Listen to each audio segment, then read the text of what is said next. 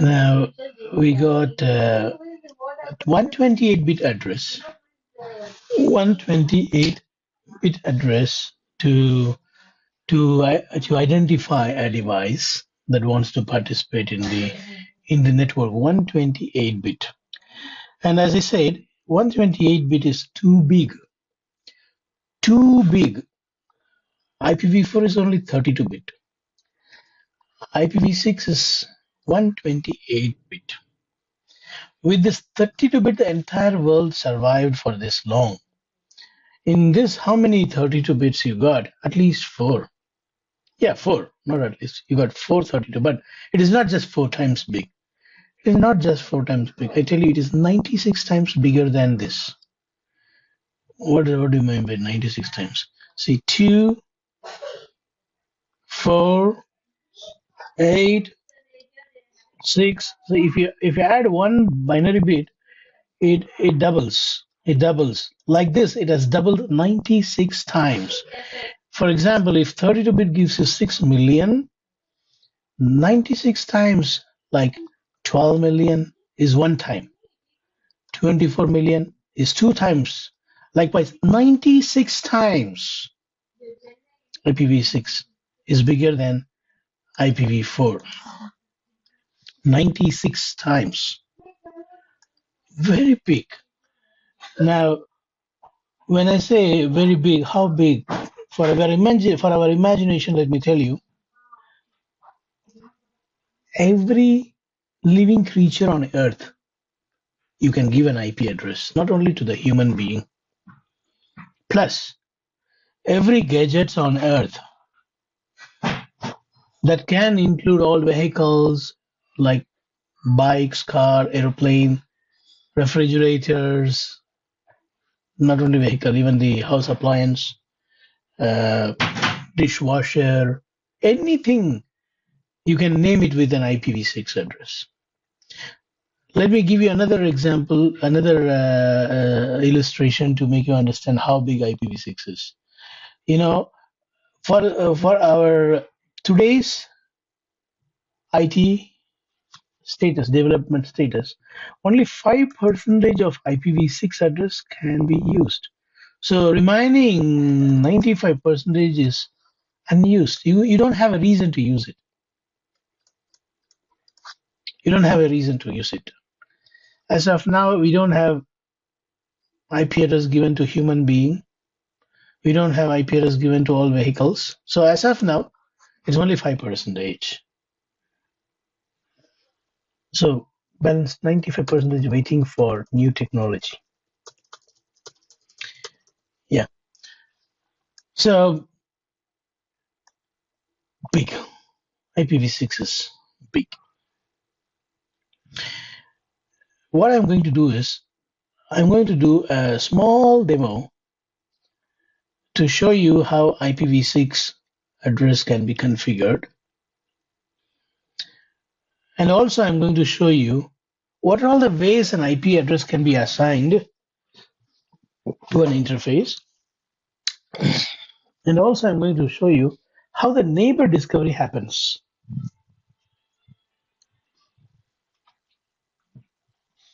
The neighbor discovery in IPv6 is different from using ARP neighbor discovery. ARP does layer 2 broadcast to discover the MAC address of the neighbor. It's different. So we are going to see these things now. Here we go. So let's take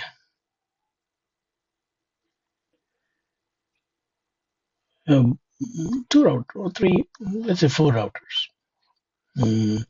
Here statically given all. Here let's give 64-bit alone. Here let's say okay, and here it will be out. Okay, 3 routers are enough. 3 routers are enough to learn the ways of assigning IPv6 address. So I'm going to take just 3 routers. Now, here what I'll do is I'll configure the complete IPv6 address. For example, I'll say 2000 colon 12 colon 1/64. Here I'll say 2000 colon 12 colon/64 EUI 64. What does that mean?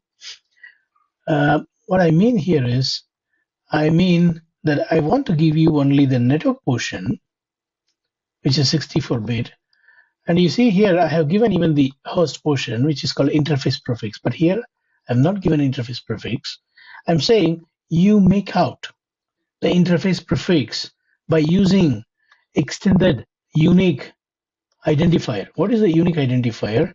The MAC address, 48-bit MAC address.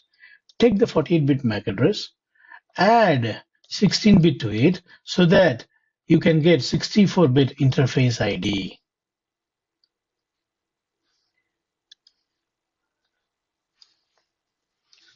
(64-bit) interface prefix, interface ID.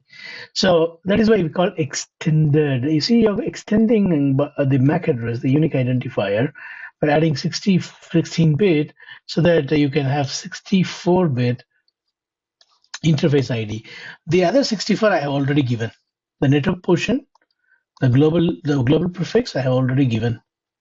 And the interface portion, I'm saying I will not give you. You take the MAC address on the interface, you derive your own. So this is another way of giving IP address to an interface. First way is giving the complete IPv6 address.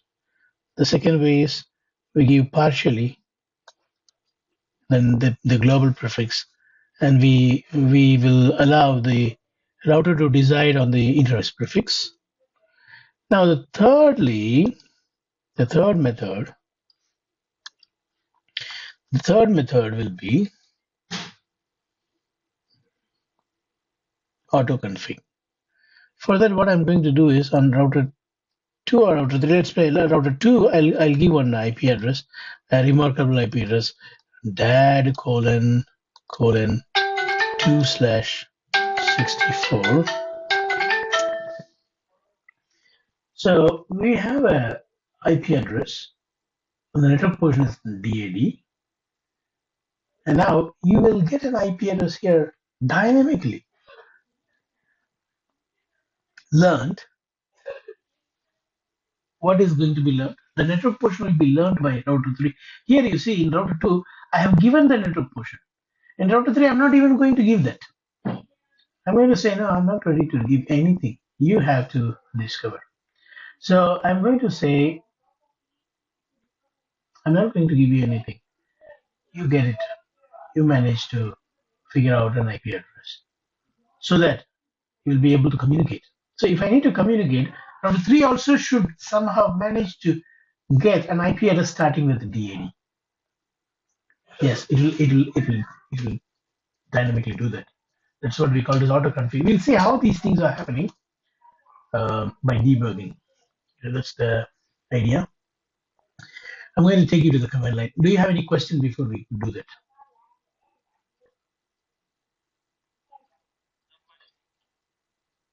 All right. So out of 128-bit, I'm saying here the first 64 is the network. And this goes here. And on the other end of the wire, I'm not going to give the interface portion. Instead, I'm going to use UI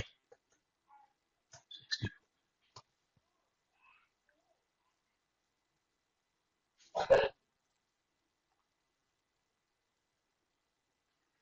Next.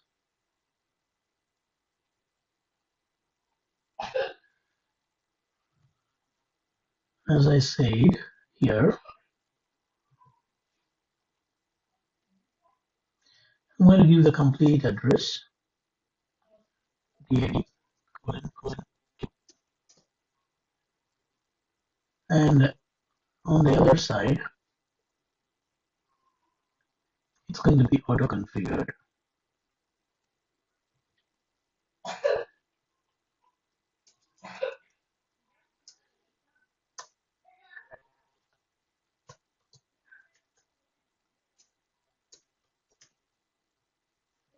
That's all. So this is our plan.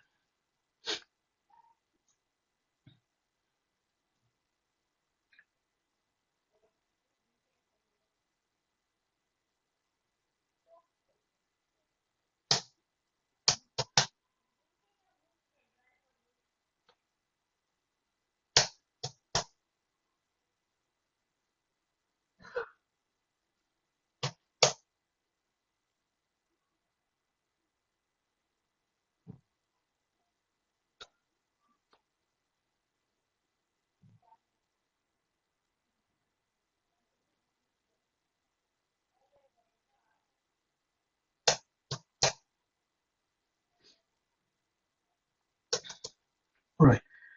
So let's begin. Enable config interface array before the host name. Router 1. IPv6 address. That's the command. Wherever you used to put IP, you now put IPv6. IPv6 address 2000 colon 12 colon 1 slash 64. That's it. Please note, I have given only one IPv6 address here. But when you go to the interface and check the status, you will see two addresses. One is auto-generated, and that address will always begin with FE80. FE80 is an address called link local address. That address is only for neighbor discovery. That address is what used for neighbor discovery. This works in both layer 2 and layer 3. This address works in both layer 2 and layer 3. But it is not a pingable address. If you want to ping that address, you need to exactly tell the route, because there is no route in the routing table for this link local address. If you want to ping, then you need to say the route on which interface it has to exit. Then you will be able to ping the link local address. Okay, this is the routable address 2000. This is what global unicast address. Global unicast address are routable. Link local address, the scope is only over the link. That's why it's link local address. Local link scope is over the link. Now let's go and verify that. Show IPv6 interface brief, and the interface that you should focus is Ethernet 00. It is up, and this is the address that I gave. And do you remember I told you there will be an address dynamically generated called FE80, and these rest of the things are derived from your MAC address. We'll talk about this later, but this address is not configured. That's what I want to emphasize here. Move on to next router. Enable config key hostname router 2. Interface Ethernet 0/0. As I was telling you earlier, we have another way of configuring IPv6 address, which is partially you give the address, means only the global prefix we give. IPv6 address 2000 colon 12 colon slash 64 EY64. See, you notice here, see, there is no interface prefix mentioned. Yeah. And it's going to be divided dynamically. Okay, let's go and verify this now. Show IPv6 interface brief. You can see here, this portion we didn't give. And it has taken the MAC address and extended by adding this FFFE. This is the 16-bit that is added, as I was telling you. It adds the 48-bit MAC address with 16-bit value. This is the 16-bit value. Even on the link local address, is the same procedure. It takes the MAC address, extends it.